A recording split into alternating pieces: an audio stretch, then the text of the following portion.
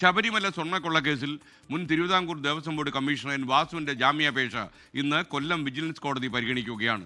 മുൻ administrative officer B Murari ബാബുവിന്റെ ജാമ്യ ഹർജിയിൽ വിജിലൻസ് കോടതി ഇന്ന് വിധി പറയും. എ പത്മകുമാറിനെ കസ്റ്റഡിയിൽ വാങ്ങി ചോദ്യം ചെയ്യാൻ നീക്കവുമായി SIT ഷബീദ് റാവുത്തർ കൂടുതൽ വിവരങ്ങളുമായി തിരുവനന്തപുരത്ത്. Shabeed, good morning. എന്തൊക്കെയാണെന്ന് ശബരിമല സ്വർണ്ണക്കൊള്ളക്കേസിൽ നടക്കാൻ സാധ്യതയുള്ള കാര്യങ്ങൾ?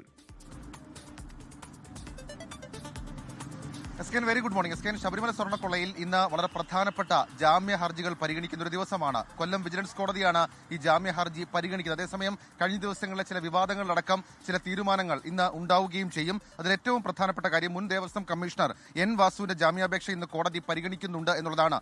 ആരോഗ്യ പ്രശ്നം ഉൾപ്പെടെയുള്ള കാര്യങ്ങൾ ചൂണ്ടിക്കാട്ടിയാണ് ജാമ്യ ഹർജിയുമായി എൻ വാസു കോടതിയെ സമീപിച്ചത്.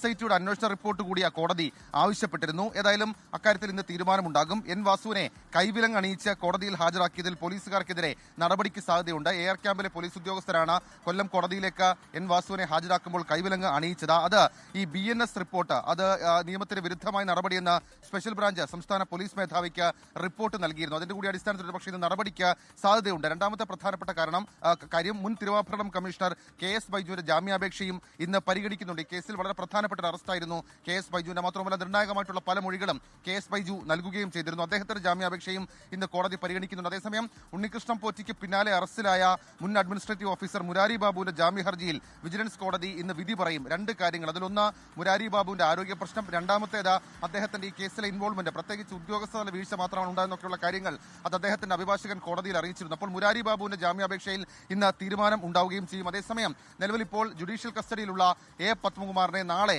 പ്രൊഡക്ഷൻ വാറന്റ് അടിസ്ഥാനത്തിൽ നാളെ കോടതിയിൽ ഹാജരാക്കും. മാത്രമല്ല A പത്മകുമാറിന്റെ കസ്റ്റഡി അപേക്ഷയിൽ നാളെ തീരുമാനമുണ്ടാകും. A പത്മകുമാറിനെ കസ്റ്റഡി എടുത്ത് ചോദ്യം ചെയ്യേണ്ടത് അനിവാര്യമാണെന്ന് കോടതിയിൽ ഇന്നലെ പ്രോസിക്യൂഷൻ അറിയിച്ചിരുന്നു. ഈ സാഹചര്യത്തിൽ A പത്മകുമാറിനെ നാളെ കോടതിയിൽ ഹാജരാക്കുകയും ചെയ്യുന്നുണ്ട്.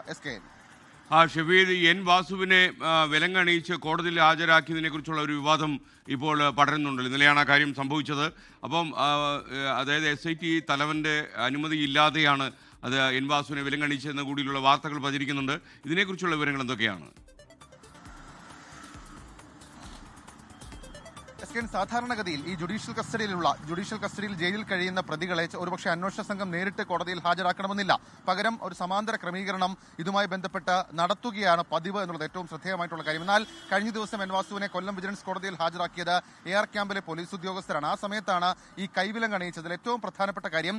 ഇക്കാര്യത്തിൽ ഇങ്ങനെ ഒരു വിവാദം ഉണ്ടാകുമ്പോൾ സ്വാഭാവികമായും സംസ്ഥാന പോലീസ് മേധാവി റിപ്പോർട്ട് ആവശ്യപ്പെടുക സ്പെഷ്യൽ ബ്രാഞ്ചിനോടാണ്. എന്നാൽ സ്പെഷ്യൽ ബ്രാഞ്ച് കൊടുത്ത റിപ്പോർട്ടിൽ BNS നിയമത്തിന് വിരുദ്ധമായിട്ടാണ് പോലീസുകാരുടെ പെരുമാറ്റം ഉണ്ടായത് എന്നുള്ള കാര്യം പറയുന്നുണ്ട്. പ്രായം പരിഗണിച്ചില്ല, ആരോഗ്യാവസ്ഥ പരിഗണിച്ചില്ല, മാത്രവുമല്ല അദ്ദേഹം ഉൾപ്പെട്ടിട്ടുള്ള കേസിന്റെ മറ്റു കാര്യങ്ങൾ, അതായത് നിയമപരമായിട്ടുള്ള മറ്റു കാര്യങ്ങൾ പരിഗണിച്ചില്ല എന്നൊക്കെയുള്ള റിപ്പോർട്ടുകൾ അത് സ്പെഷ്യൽ ബ്രാഞ്ച് സംസ്ഥാന പോലീസ് മേധാവിക്ക് നൽകിയിട്ടുണ്ട്. അതുകൊണ്ട് തന്നെ സ്വാഭാവികമായും ആ വിഷയത്തിൽ പോലീസുകാർക്കെതിരെ നടപടിക്ക് സാധ്യതയുണ്ട്. പക്ഷേ സസ്പെൻഷനോ അതല്ലെങ്കിൽ മാറ്റി നിർത്തലോ ഉൾപ്പെടെയുള്ള കാര്യങ്ങൾ ഉണ്ടാകാം.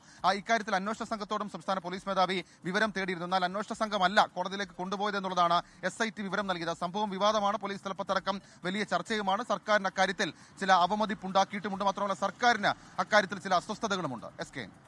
ലോകത്തെവിടെയായാലും ഏത് സമയത്തും 24 വാർത്തകളും ഓഗ്മെന്റഡ് റിയാലിറ്റി പാക്കേജുകളും എക്സ്പ്ലെയിനറുകളും വിശദമായി കാണാൻ ഞങ്ങളുടെ YouTube ചാനൽ നിങ്ങൾക്ക് സബ്സ്ക്രൈബ് ചെയ്യാം.